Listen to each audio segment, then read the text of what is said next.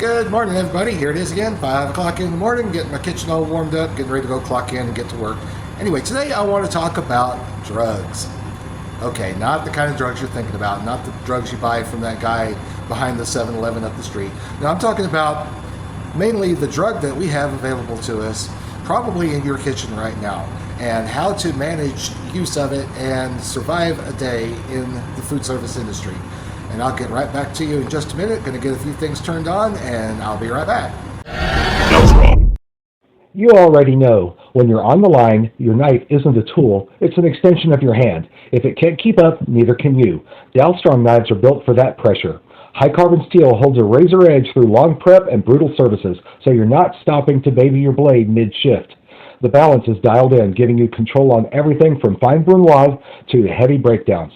And let's be honest, gear gets beat up in real kitchens. Dalstrong gives you that premium performance without the price tag that makes you nervous to actually use it. This is a knife you can trust on your busiest night, consistent, sharp, and ready to work as hard as you do. Dalstrong, built for chefs who don't have time for excuses. Click on the link in the description to see Dalstrong's full line of knives and tools for your kitchen.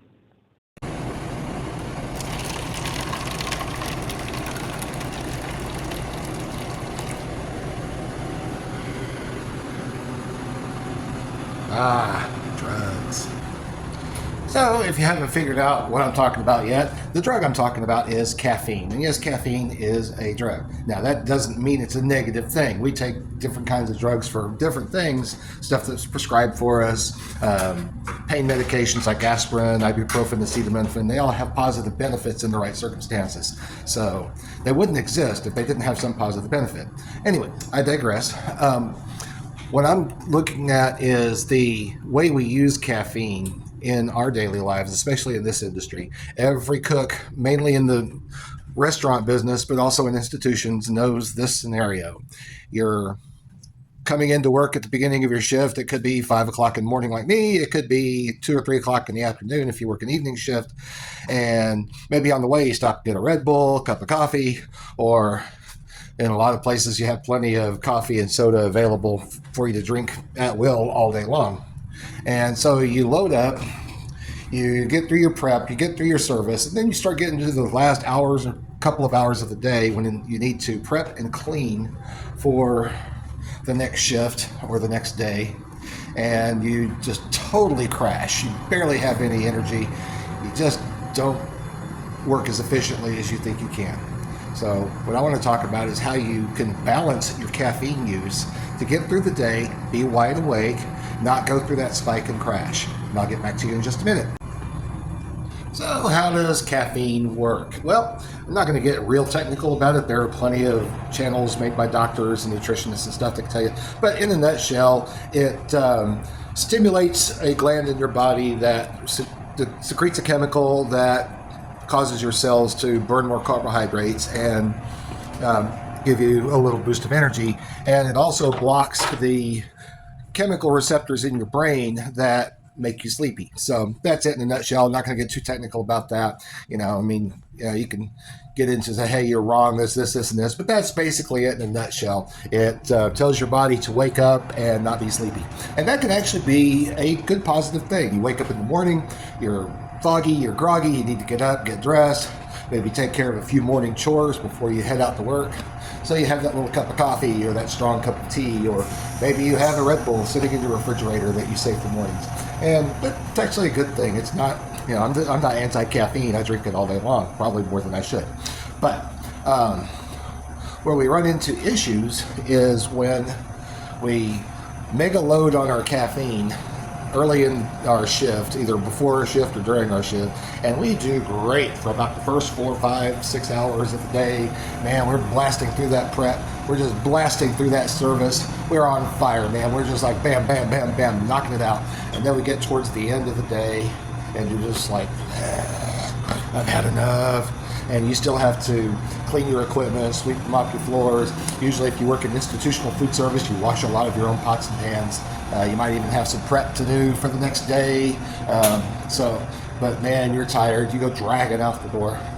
Or you get home, and instead of enjoying your afternoon or evening off, you're just passed out. You're trying to watch your favorite television show, you keep dropping off to sleep, you don't sleep very well, you wake up the next day or the next evening, depending on how your shift works, and you repeat the cycle again. You got to have that mega dose of caffeine just to wake up.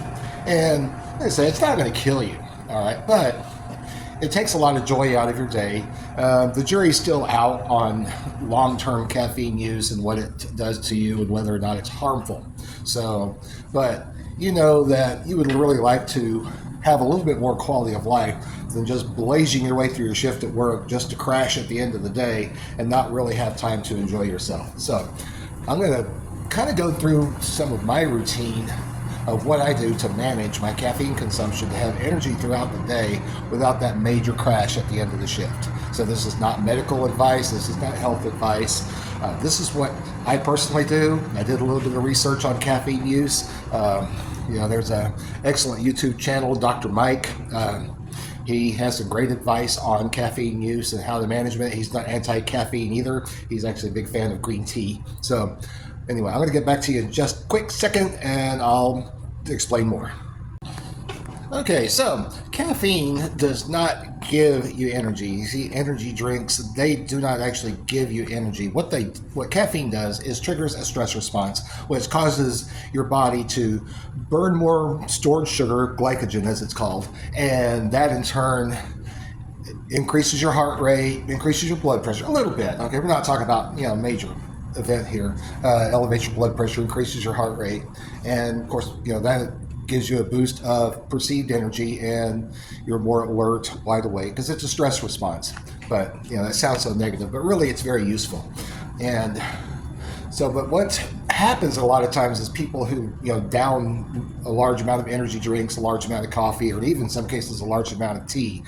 You go to Europe, their tea is very different from the tea we drink here in the Americas. Their breakfast tea is very strong. But anyway, what happens is it elevates all of this stuff, but so many of us consume so much at one time, we elevate like a rocket ship, like a missile. We're going to go boom, blast straight up, and then sooner or later when it runs out of momentum, the fuel burns out, it's going to come crashing back down. So what we want to do is actually manage it more like you're flying a 747. You want to get your momentum going, rise up off the ground. You want to take off, fly at altitude, hold that altitude, and then when you get to your destination, you want to slowly descend back down, and then when you get to your runway, you flare up and land. And so it's safe. You're not going way up in the sky and then back down, boom. You're basically flying a curve up and then back down. So how do we do that? Well, this is my routine. I get up in the morning, I have a little cup of coffee. I actually like to drink some iced coffee in the morning. My wife and I, we make our own, keep it in the refrigerator. I get to work, I turn on all my equipment, and might start a little bit of prep for the day. And then I get the coffee pot going and I brew myself a little 8-ounce cup of coffee. Now for that's me. Coffee is my thing, Gen X, Army veteran, you get used to drinking coffee, it kind of becomes a thing. So, but not everybody's into coffee, but a lot of us have our own preferred form of caffeine. In other cultures, tea is a big thing. As I mentioned earlier, tea in Europe is a lot stronger typically than tea in the United States, even though it's the same plant, they brew it at a higher concentration.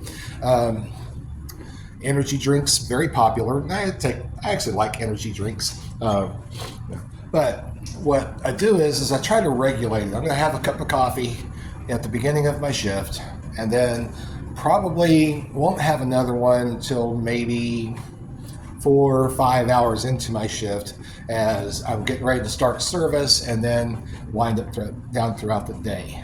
But in the middle of all that, what I also do is I stay hydrated with water, occasionally a little bit of maybe some orange juice. Nice thing about working in a nursing home is all of that stuff is available to me.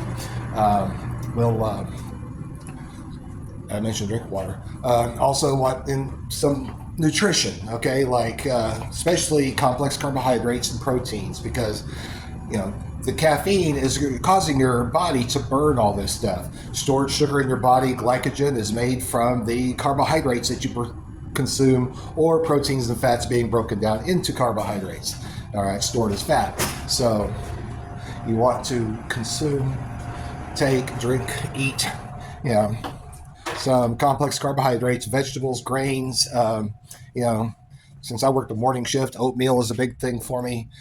Maybe some eggs along with it. So, but you want to, you know, if you're working in the restaurant, you don't have time to actually sit and eat a meal, a little snack here and there. Maybe when you pick up your Red Bull on the way to work in the morning, grab a few of those multi-grain bars to go with it. Anything to put a little bit of nutrition in your body, give that caffeine something to work with. So anyway, and also have to remember at the end of my day, caffeine stays in your body for a while.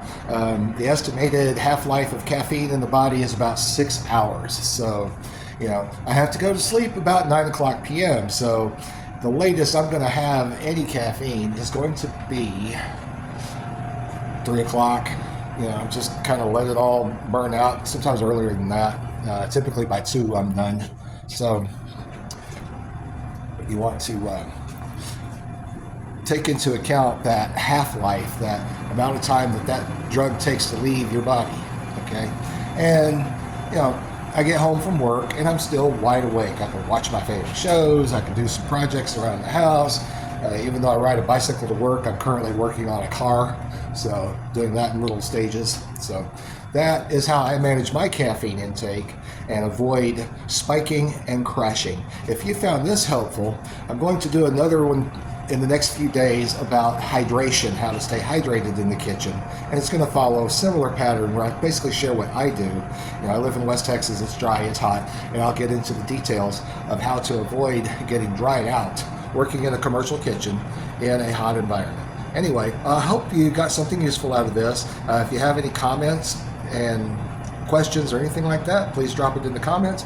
Please like, please subscribe. This is a mentorship channel. This has, you know, I'm not really talking about cooking all that much. I will get into maybe some techniques about cooking in the future, but right now this is all about just how to survive in the world of institutional food service. Anyway, I look forward to seeing you in the next one.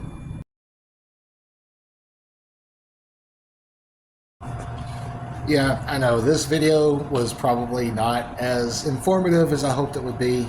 I'm not a medical expert, but I'm just basically trying to explain how I use caffeine to get through my day. If you want to know more about caffeine use and how to take care of yourself and use caffeine properly to get through your day without overdoing it, I would recommend going to Dr. Mike's channel. I will put a link in the description below, and I'll put a link to his video on caffeine consumption and how to use it beneficially without doing harm. So I'll get back to you soon. Thank you.